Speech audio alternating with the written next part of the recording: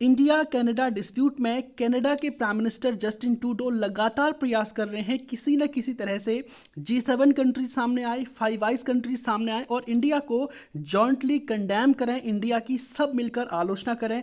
अब अपने प्रयास में जस्टिन ट्रूडो कितना कामयाब हो रहे हैं आगे सेशन में आपको बताऊंगा। और साथ में आज के सेशन में हम डिस्कस करेंगे कि भारत कनाडा विवाद में जो G7 कंट्रीज हैं, क्वाड कंट्रीज हैं और फाइव आई कंट्रीज हैं वो किसके साथ हैं। और सबसे पहले आप सोचोगे कि G7 ही क्यों, फाइव आई कंट्री ही क्यों, क्योंकि अगर कनाडा की अगर आप फॉरेन पॉलिसी देखेंगे तो उसमें G7 और फाइव आई ग्रुप का बहुत बड़ा इंपॉर्टेंस है। और सबसे बड़ी बात आपने सुना होगा, अमेरिका की ओर से कहा गया है, ऑफिशियली कहा गया है उनके राजदूत की ओर से कि हमने यानी कि जो फाइव आई की जो इंटेलिजेंस है उन्होंने ट्रूडो के स्टेटमेंट से पहले बता दिया था कि इंडिया का इसमें कोई एंगल हो सकता है। तो वो क्या इंटेलिजेंस इनपुट है, और अगर मान लीजिए फॉर एग्जांपल अभी तक तो ये बात प्रूफ नहीं हुई है, अगर ये बात प्रूफ हो जाती है कि हरदीप सिंह निज्जार की हत्या भारत की इंटेलिजेंस एजेंसी रॉ या फिर उसके एजेंट के द्वारा किया गया है, तो उसके बाद फर्दर क्या होगा। तो चलिए जानते हैं इस सारे टॉपिक को इन डेप्थ आज के सेशन में। मैं हूं कमल किशोर भट्ट और आपका स्वागत है कमल एजुकेशन पॉइंट पर। तो सबसे पहले हम जान लेते हैं इन तीन ग्रुप्स के बारे में। जैसा मैंने आपको बताया था G7, क्वाड और फाइव आई, इनमें से मैं मेजरली ये एक्सपेक्ट करता हूं कि आपको G7 और क्वाड कंट्रीज़ के बारे में पता होगा। फाइव आई के बारे में हो सकता है पहले ना पता हो, लेकिन फाइव आई कंट्रीज़ आजकल बहुत ज़्यादा चर्चा का विषय बनी है। आप देख सकते हैं Canada tried to get Five Eyes allies to agree joint condemnation of India over Sikh leaders killing। ठीक है, कनाडा लगातार प्रयास कर रहा है कि जो फाइव आई अलाइज हैं इनको एग्री किया जाए एक जॉइंट कंडेमनेशन, यानी कि एक तरह से संयुक्त रूप से भारत की आलोचना करने के लिए प्रयास लगातार कनाडा कर रहा है। साथ में आप यहाँ पर भी देख सकते हैं G7 chair Japan refuses support to Canada. ठीक है, इसके अलावा आप और भी देख सकते हैं कि जो क्वाड कंट्रीज़ हैं, जो यहाँ पर फॉरेन मिनिस्टर्स की मीटिंग थी, जो कनाडा था वो चाहता था कि इस मीटिंग में भी इस इशू को जो है उठाया जाए। तो सबसे पहले हम जान लेते हैं कि क्वाड कंट्रीज़ क्या हैं, G7 कंट्रीज़ क्या हैं और फाइव आई कंट्रीज़ क्या हैं, और कनाडा का इन ग्रुप्स में आखिर क्या रोल है जो कनाडा चाहता है इन ग्रुप्स के माध्यम से इंडिया को कंडेम किया जाए। सबसे पहले हम जान लेते हैं G7 के बारे में। देखिए G7 के बारे में आपको पता होगा इस साल G7 की जो समिट थी वो हिरोशिमा में आयोजित की गई थी। ठीक है, जो जापान में है। तो G7 का मैप आप यहाँ पर देख सकते हैं। ये क्या है साहब, ये है US है और ये है कनाडा। ठीक है, और ये वेस्टर्न कंट्रीज़ हैं और यहाँ पर जापान है। देखिए आपने तीन यहाँ पर देख लिए होंगे, चार जो है ये वेस्टर्न कंट्रीज़ G7 की मेंबर है, जिसमें से एक आपको पता होगा UK है, फ्रांस है, इटली है और जर्मनी है। ठीक है, तो चार वेस्टर्न कंट्रीज़ होगी, एक USA है, एक कनाडा है और एक जापान है। ये सारे इसके मेंबर्स हैं। अब अगर आप यहाँ पर देखेंगे ना, G7 में भी और फाइव आई में भी एक USA है, UK है और इसके अलावा एक आपने यहाँ पर देख लिया होगा कनाडा है। ये तीन यहाँ पर भी हैं और वहाँ पर भी है। तो कनाडा आप देख सकते हैं कि अपनी फॉरेन पॉलिसी में G7 को कितना इंपॉर्टेंस देता है। ठीक है, G7 में केवल साथी देश हैं, पहले से रशिया भी होता था, G8 कहलाया जाता था। तो कनाडा का एक बहुत ही बड़ा स्थान है G7 में। और G7 आपको पता होगा ब्रिक्स से पहले, अब तो ब्रिक्स का लगातार एक्सपेंशन हो रहा है, वो डोमिनेट कर रहा है, लेकिन पहले से G7 डोमिनेट करता था दुनिया के सभी बड़े बड़े ऑर्गेनाइजेशंस पे। और जो कनाडा की फॉरेन पॉलिसी है वो G7 का बहुत बड़ा उसमें रोल है। दूसरा हम जानना चाहते हैं कि आखिर ये जो फाइव आई कंट्रीज़ है ना, ये इसका क्या कॉन्सेप्ट है। देखिए फाइव आई का अगर आप यहाँ पर मैप देखेंगे तो फाइव आई कंट्री में बेसिकली 5 देश हैं और इन पाँचों देशों की इंटेलिजेंस एजेंसी, खुफिया जानकारियों को एक दूसरे से शेयर करते हैं। इसमें आपने देखा होगा ऊपर पे कनाडा है, नीचे यहाँ पर आप देख पाएंगे US है, यहाँ पर UK है और ये ऑस्ट्रेलिया है और ये न्यूजीलैंड है। ठीक है, तो 5 देश हैं, इन्हें संयुक्त रूप से फाइव आई कहा जाता है। फाइव आई का मतलब क्या होता है, आंखें, यानी कि ये पूरी दुनिया पर नजर रखती हैं कहाँ पर क्या हो रहा है और एक दूसरे देशों के साथ एक इंटेलिजेंस इनपुट्स को साझा करती हैं कि आपके देश में कोई अटैक तो नहीं हो रहा है, क्या नहीं हो रहा है। अब आप यहाँ पर देखेंगे फाइव आई और G7 दोनों ही बहुत इंपॉर्टेंट हो जाते हैं कनाडा के लिहाज से, क्योंकि दोनों में 3 मेंबर कॉमन है, एक अमेरिका, कनाडा और UK। तो लगातार जो कनाडा है वो प्रयास कर रहा है कि फाइव आई के जरिए इंडिया को घेरा जाए और G7 के जरिए इंडिया को घेरा जाए, दोनों स्ट्रिक्टली इंडिया को कंडेम करें। और साथ ही अगर आपको मैं क्वाड कंट्रीज़ के बारे में बताऊं तो क्वाड कंट्रीज़ बेसिकली आपको पता होगा कि चाइना को काउंटर करने के लिए अमेरिका द्वारा बनाई गई हैं। उस क्वाड कंट्रीज़ में 4 मेंबर है, एक अमेरिका है, दूसरा आप यहाँ पर देख पाएंगे ऑस्ट्रेलिया है, तीसरा क्या है यहाँ पर जापान है और चौथा क्या है इंडिया है। तो यहाँ पर भी इंपॉर्टेंट हो जाता है क्योंकि जो कंट्रीज क्वाड में है, जो G7 में है, जो फाइव आइज में है, वो कनाडा की फॉरेन पॉलिसी में बहुत बड़ा स्थान रखते हैं। उन्हें कनाडा का बहुत अच्छा दोस्त बोला जाता है। तो ऐसा ग्रुप जहाँ पर कनाडा के बहुत अच्छे दोस्त हैं, जिनके साथ उसकी फॉरेन पॉलिसी बहुत बेहतर तरीके से काम कर रही है, उन देशों के बीच में ये दुविधा उत्पन्न हो गई कि भारत को सपोर्ट किया जाए या कनाडा को सपोर्ट किया जाए। तो चलिए डिस्कस करते हैं इसी टॉपिक को। मैंने तीनों ग्रुप्स के बारे में आपको बता दिया। सबसे पहले हम जानते हैं अमेरिका इस पूरे मामले को लेकर कहां पर स्टैंड लिए हुए। सबसे पहले मैं थोड़ा सा इसको इरेज कर देता हूं, तब आप इसको ठीक से समझ पाएंगे। अच्छा, आगे बढ़ते हैं थोड़ा पिक्चर से, ठीक है। अब देखिए, अगर आप अमेरिका की बात करते हैं ना, तो देखिए अमेरिका का अगर मैं आपको बताऊं, हरदीप सिंह निज्जर किलिंग, ये टाइम्स ऑफ इंडिया की रिपोर्ट है। US confirms intelligence sharing among Five Eyes partner before PM Justin Trudeau accuse India of link with murder. देखिए, आपको पता होगा कि जस्टिन ट्रूडो अपनी संसद में गए, जब यहाँ से G20 से बेइज्जत होकर के वो लौटे। बताया जा रहा है कि जस्टिन ट्रूडो को बहुत अच्छा सम्मान यहाँ पर नहीं दिया गया, जिससे जस्टिन ट्रूडो बहुत नाराज हुए और उन्होंने ये सब कुछ किया, ऐसा भारत की ओर से आरोप लग रहा है। तो G20 से जाने के बाद जस्टिन ट्रूडो जब अपनी देश की संसद में गए थे तो उनकी बड़ी आलोचना हुई थी, उनकी पॉपुलैरिटी बहुत ज़्यादा गिरी थी। तो शायद इसी उद्देश्य से जस्टिन ट्रूडो ने भारत पर बहुत ही गंभीर आरोप लगा दिए कि जो सिख जो टेररिस्ट था हमारे यहाँ का, जो वहाँ पर बैठा है, जिसको कनाडा ने अपना सिटीजन बनाया हुआ है, उसकी हत्या भारत ने की है। तो यहाँ पर देखिए, अमेरिका ने बचाव किया है जस्टिन ट्रूडो का। बचाव क्या किया है कि अमेरिका ने कंफर्म किया है कि जो एलिगेशंस जस्टिन ट्रूडो ने लगाए हैं भारत के ऊपर, वो ऐसे ही नहीं है। उससे पहले जो फाइव आइज पार्टनर्स हैं, उन्होंने एक इंटेलिजेंस इनपुट शेयर कर दिया था कनाडा को, यानी कि सीधे सीधे कनाडा के जो प्रेसिडेंट हैं, जस्टिन ट्रूडो प्राइम मिनिस्टर हैं, उनको बचाया गया है, ठीक है। तो ये आप देखिएगा, जो आरोप भारत लगा रहा था कनाडा के ऊपर कि उन्होंने बिना किसी साक्ष्य के बात कही है, तो अमेरिका ने इस बात को साफ साफ खारिज कर दिया है कि बिना साक्ष्य के जस्टिन ट्रूडो ने कोई बात नहीं की है। जस्टिन ट्रूडो को हमने इनपुट दे दिया था जब उन्होंने अपनी संसद में इस बात को कहा। उससे पहले ही जो फाइव आई पार्टनर्स हैं, उनकी इंटेलिजेंस एजेंसीज ने ये इनपुट शेयर कर दिया था कि हाँ, इस पर डेफिनेटली भारत का एक बहुत बड़ा रोल हो सकता है। तो ये आपने यूएस का एक तरह से देख लिया होगा। दूसरा आपको पता होगा एंटनी ब्लिंकन, इन्होंने भी स्टेटमेंट दिया था, US expects accountability from India after Canada accuses its being involved in the death of 6 activist, ठीक है।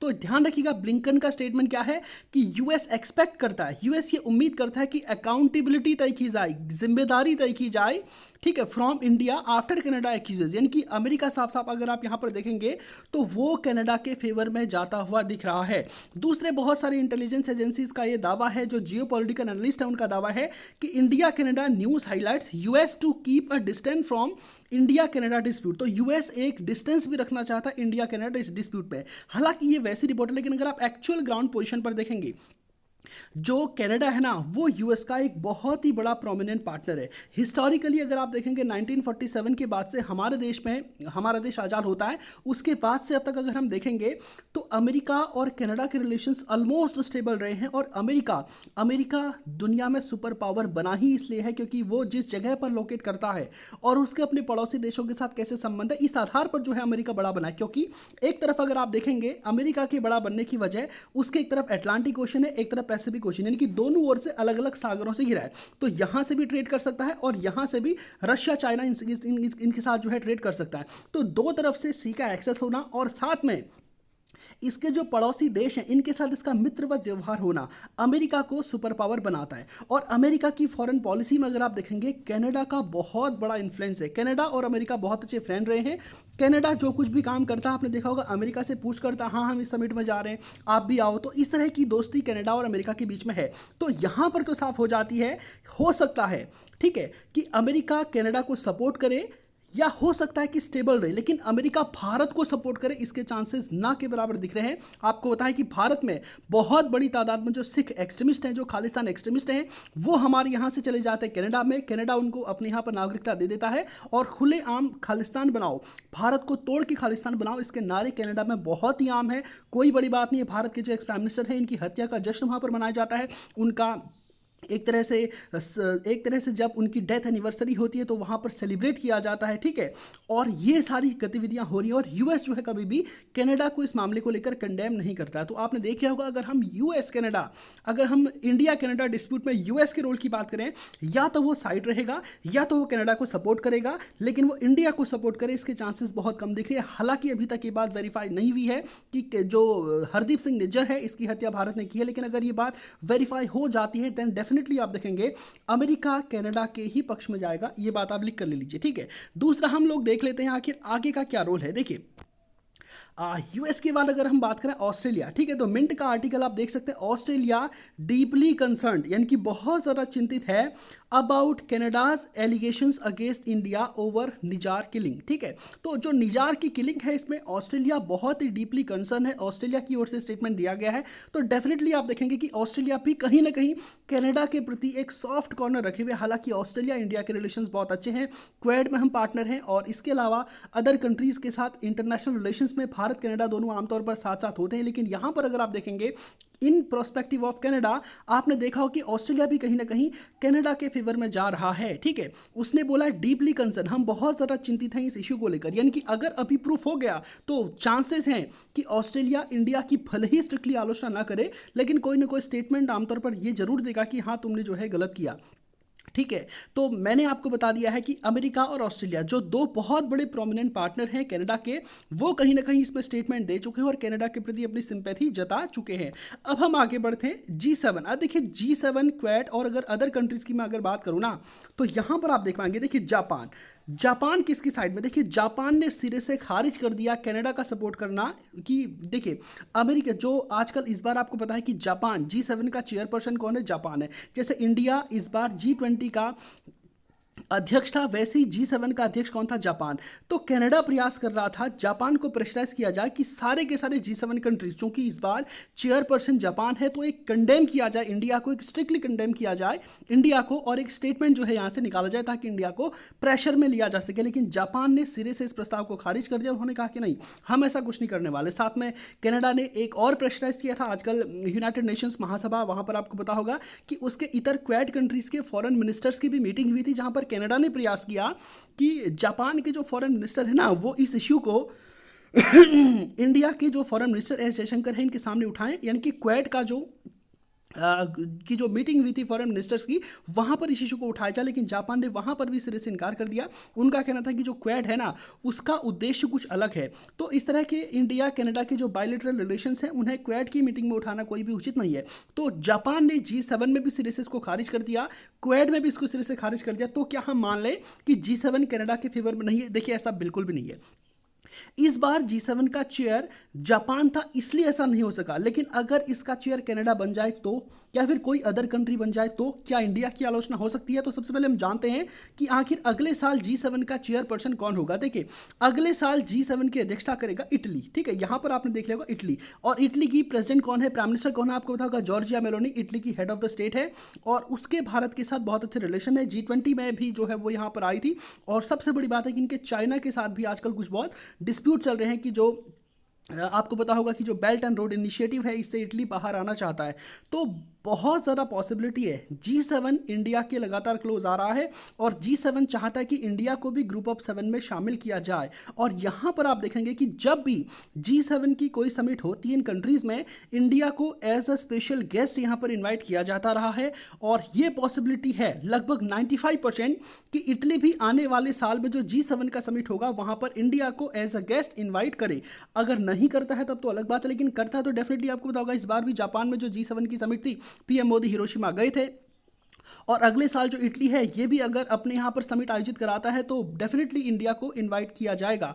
और वहाँ पर कनाडा का प्रयास रहेगा इन सब देशों को साथ में लेकर कि इंडिया को कंडेम किया जाए। अगर हालांकि अभी तो उसके पास प्रूफ नहीं है, लेकिन बताया जा रहा है कनाडा की ओर से कि हमारे पास सारे एलिगेशंस जो हम लगा रहे हैं, हम खाली आरोप नहीं लगा रहे, हमारे पास इसके पुख्ता सबूत हैं और हम कल की डेट में इसको प्रूफ भी करेंगे। अगर मान लीजिए प्रूफ हो जाता है तो डेफिनेटली आप देखेंगे कि भारत के लिए थोड़ा सा चिंता का विषय होगा। हालांकि यहाँ पर अगर आप G7 में देखेंगे ना, तो G7 में सिर्फ कनाडा के या फिर अमेरिका के कह देने से कोई बात नहीं हो जाती। यहाँ पर जर्मनी है जिसके साथ हमारे बहुत अच्छे रिलेशंस हैं, फ्रांस है, ठीक है, फ्रांस जिसके साथ हम बहुत ज़्यादा हमारे जो सैन्य सहयोग एक तरह से होता रहता है, हम यहाँ से बहुत सारे डिफेंस इक्विपमेंट खरीदते हैं। जापान भारत के फेवर में यहाँ पर आपको देखेंगे, यूके देखेंगे, इटली देखेंगे, ये सारे की सारी कंट्रीज तो आमतौर पर इंडिया के फेवर में होंगे, लेकिन यूएस भी होगा डेफिनेटली आप देखेंगे। तो कनाडा कहीं ना कहीं अगर मैं ये कहूँ कि निजार की किलिंग को बहुत बड़ा इशू बनाते हुए G7 से इस तरह की गतिविधियाँ कर ले, इसकी संभावनाएं बहुत कम दिख रही है। हाँ, ये पॉसिबल हो सकता है कि इंडिया की G7 में एंट्री को कनाडा जो है रिफ्यूज़ कर दे। ये पॉसिबिलिटी है कि अगर मान लीजिए इटली ने इंडिया के प्राइम मिनिस्टर को इन्वाइट किया तो कनाडा के प्राइम मिनिस्टर ये कहते हुए इस मीटिंग का बहिष्कार कर सकते हैं कि तुमने इंडिया को बुलाया तो ठीक है, हम आते ही नहीं है, ठीक है। या ये पॉसिबिलिटी है कि आने वाले समय में G7 को एक्सपेंड करने की बातें चल रही हैं और दुनिया चाहते कि इंडिया G7 को ज्वाइन करे, G7 कंट्री चाहते कि इंडिया G7 को ज्वाइन करे, तो G7 को इंडिया को ज्वाइन करने में कनाडा जो है बहुत बड़ा ब्रेक लगा सकता है, क्योंकि जब तक G7 की सभी कंट्रीज अप्रूवल नहीं देती हैं तब तक इंडिया G7 का ऑफिशियली पार्ट नहीं बन सकता है। और कनाडा में 2025 तक जब तक जस्टिन ट्रूडो की सरकार है, तो डेफिनेटली आप देखेंगे जब तक कनाडा अपने यहाँ के सिख चरमपंथियों को सपोर्ट करेगा तब तक इंडिया कनाडा रिलेशंस पटरी पर नहीं आएंगे। और अगर इंडिया कनाडा रिलेशंस पटरी पर नहीं आएंगे तो आप देखेंगे कि G7 में भी इंडिया पूरी तरह से फिट नहीं बैठेगा। तो उम्मीद करता हूँ ये बात आप समझ चुके होंगे। अब हम आगे बढ़ते हैं। इसके अलावा आपने ये देखा होगा 5 आई कंट्रीज, ठीक है। तो 5 आई कंट्रीज में भी वही चीज़ें हैं, ठीक है। अगर अमेरिका सपोर्ट करेगा कनाडा को तो डेफिनेटली आप देखेंगे इंडिया को भी अपोज नहीं करेगा, या तो अमेरिका दूर रहेगा या तो फिर कनाडा को सपोर्ट करेगा। इनकी इंडिया को सपोर्ट करना अमेरिका की ओर से डेफिनेटली आपको नहीं देखने को मिलेगा इस केस में। उम्मीद करता हूं जो बातें आज के सेशन में आपको बताई हैं आप ठीक से समझ पाए होंगे। आप इस पूरे मामले को लेकर क्या सोचते हैं कॉमेंट सेक्शन में डेफिनेटली जवाब दें। तो आज के सेशन को यहीं पर समाप्त करते हैं। धन्यवाद।